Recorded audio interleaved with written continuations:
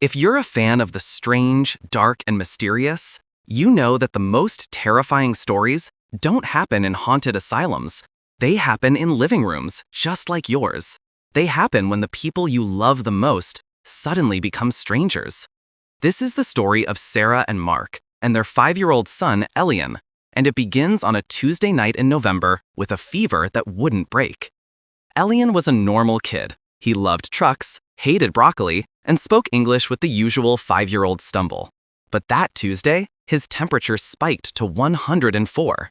He was delirious, thrashing in his sheets. Sarah, his mother, spent the night by his bedside, terrified. Around 3 a.m., the fever finally broke. Elian sat bolt upright, his eyes wide open in the dark.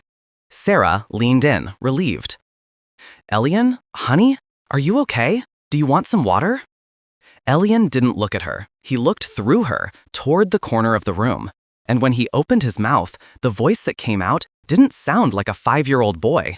It was deeper, resonant, and utterly foreign. "Korasu, Varsu, Nahil Aethelgard." Sarah assumed it was lingering delirium, but the next morning, Elian was lucid. He knew who he was, he ate his cereal, but he wouldn't speak English. Every time he tried to communicate, that other language poured out. It was fluid, melodic, but guttural. It sounded ancient, like stones grinding together underwater.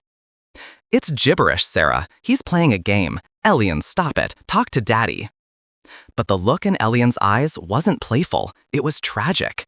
He would point at the television, frustratingly trying to explain something in words that didn't exist. By day 3, the terror set in. This wasn't baby talk. It had syntax. It had structure. It was a fully realized language that this 5-year-old boy had seemingly downloaded overnight. They took him to specialists. Neurologists found nothing wrong. Psychologists were stumped. Finally, out of desperation, they brought in Dr. Eris Thorne, a linguistic anthropologist from the university. He spent 4 hours recording Elian. When he emerged from the room, the color had drained from his face. He played a recording for Sarah and Mark. "I've run this against every known language database. Dead languages, dialects, isolated tribal tongues, nothing matches. But the phonology, it shares roots with Proto-Indo-European, but evolved in a direction history never took. It's impossible. It's like hearing an echo from a timeline that doesn't exist." That night, things got worse. Sarah found Elian on the living room floor, surrounded by paper. He was drawing furiously with a black crayon. He wasn't drawing houses and stick figures. He was drawing maps of a city that looked like something out of a dark science fiction nightmare. Massive, brutalist towers stretching into a violet sky. Sarah sat beside her, her heart pounding. She pointed to the tallest tower in the drawing. "Elian, what is this place?" Elian stopped drawing. He looked at the picture with an intense, adult longing. A single tear rolled down his cheek.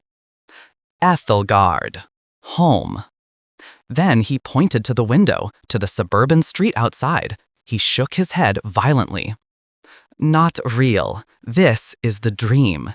Aethelgard is awake." And that's when the truly chilling realization hit Sarah. Dr. Thorne said the language sounded like it had evolved. What if Elian wasn't remembering a past life? What if he was remembering a future one? The next day, Elian drew one final picture. He drew their house. But in the drawing, the house was blackened, consumed by what looked like gray fire. And in the sky above it, hung the needle-like towers of Aethelgard.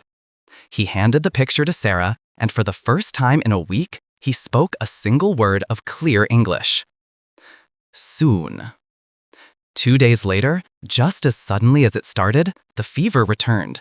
When Elian woke up, the language was gone. He remembered nothing of Aethelgard. He was just a normal 5-year-old boy again. The doctors called it a transient neurological event, a medical anomaly. But Sarah kept the drawings hidden in her closet. Sometimes, late at night, she takes them out. She looks at the violet skies and the burning house, and she wonders if her son was hallucinating, or if he was given a glimpse of a country that is waiting for us all, just over the horizon.